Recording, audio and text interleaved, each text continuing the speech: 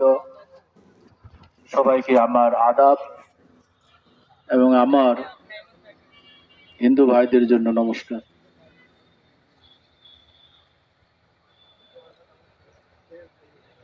আমরা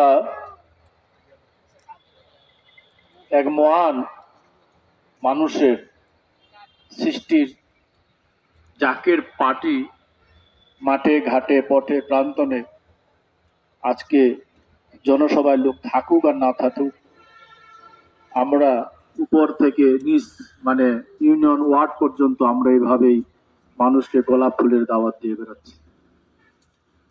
আমার ভাইজান বলছে সামনে যদি ভোট হয় আমরা 300 আসনে দিয়ে আমরা নির্বাচন করব, আর যদি না হয় সেটা পরের কথা। তো আজকে এখানে জাকের পার্টিতে হিন্দুরাও সম্পৃক্ত, এটা তো জানতে হবে নাকি? জানার প্রয়োজন আছে তো। আমি কেন জাকের পার্টিতে কথা বলতে পারতেছি? জাকের পার্টিতে আসলে কি বাঁশি বাজাইলা সারা দুনিয়া পাগল বানাইলা, আবার কি বাঁশি বাজাইলা সনাতনের মানুষদেরও পাগল করিলা। আজকে উপস্থিতি আমরা এমন একটা প্ল্যাটফর্মে কাজ করতেছি, আমাদের মাইক যতদূর যাচ্ছে ততদূরেই আমরা মনে করি যে আমাদের নিমন্ত্রণ পত্র পৌঁছে যাচ্ছে। আমাদের এতেই কাজ হবে।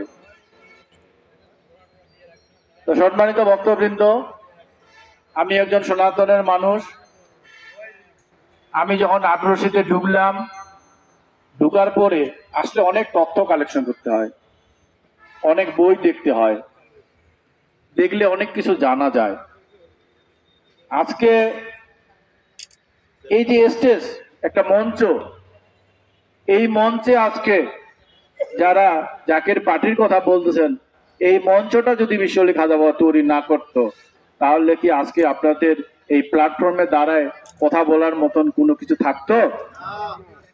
আজকে বিশ্বলী খাজা বাবা অনুভব করছেন, বিশ্বলী খাজা বাবা জানতেন বিশ্বলী খাজা বাবা কি হবে সামনে, তাও জানতেন, তাই আজকে উনি এই প্ল্যাটফর্মটা দাঁড় করছে। আমাদের অনেক কথা বললে মানুষে আমাদেরকে বলে পাগলরা কি বলা শুরু করছে। আমার বিশ্ববিদ্যালয় খাজা বাবা বলছে, বাবা এমন একটা মঞ্চ তৈরি করলাম সারা দুনিয়া তোমাদের শাসনে থাকবে। এটা কি মিথ্যা কথা? আমার কথা? এটা আমার কথা না বাবা।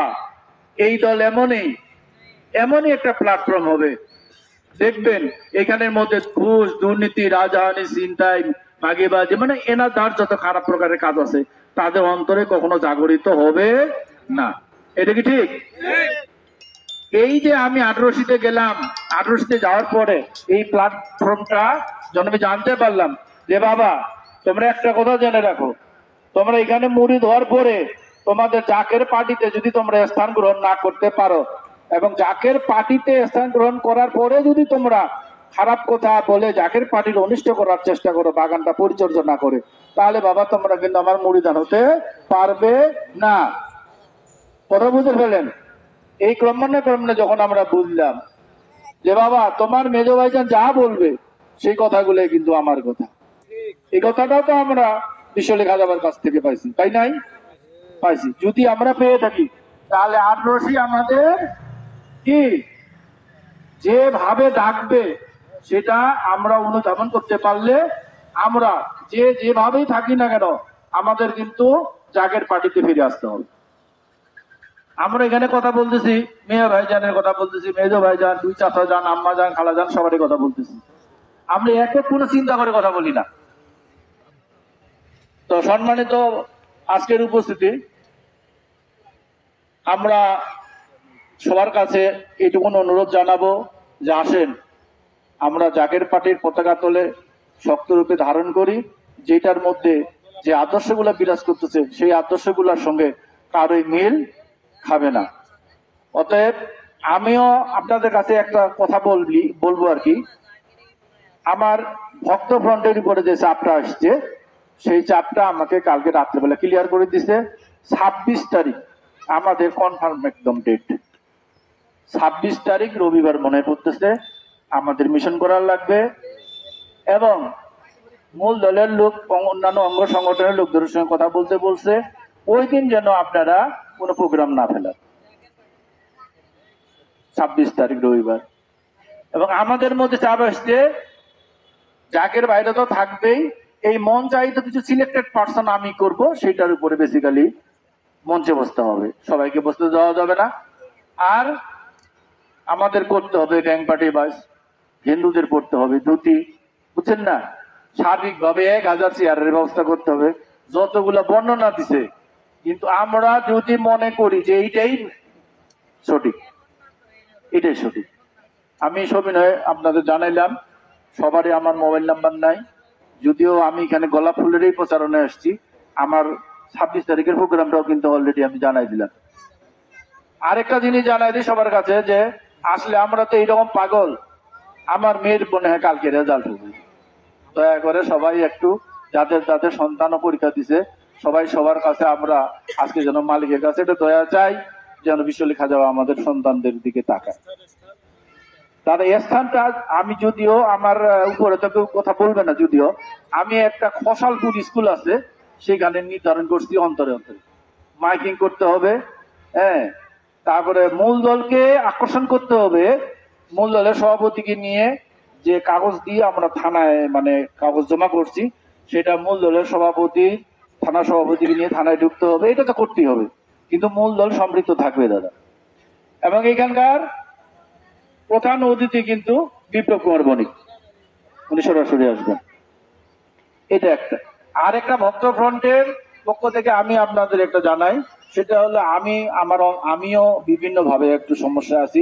এই সমস্যাকে উপরে ফেলাই দিয়ে আমি চেষ্টা করব দিনাজপুর জেলার ভক্ত ফ্রন্টের মিশনটা যেন, আলোচনা সভাটা যেন সাফল্যমণ্ডিত করার জন্য যা যা আমার করার প্রয়োজন আমি চেষ্টা করে যাব।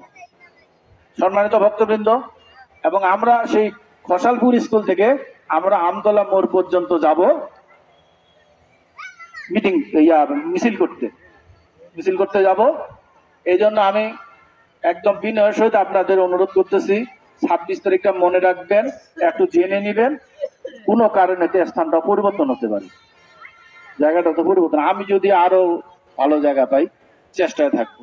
তো আমি এখানে আপনারা যারা মঞ্চায়িত হয়ে আসছেন সবাই ভালো ভালো কর্মী। হ্যাঁ হ্যাঁ, primary school Khosalpur primary school, হ্যাঁ ভাটাটার কাছে, ওইখান থেকে আমরা আমতলা পর্যন্ত যাব, প্রায় 1 কিলোর মতো হবে নাকি বাড়ি চাচা, আমরা যাব।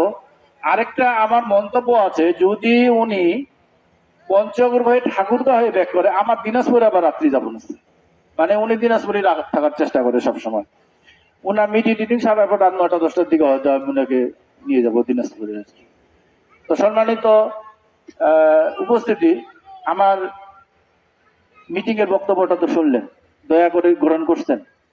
তো সবাইকে এই আহ্বান জানে এবং এলাকাবাসীকেও আমি আমার ভক্ত ফ্রন্টের এই জনসভার নিমন্ত্রণ দিচ্ছি, এই আশা ব্যক্ত করে আমি আমার বক্তব্য এখানে শেষ করলাম। আদাব এবং নমস্কার।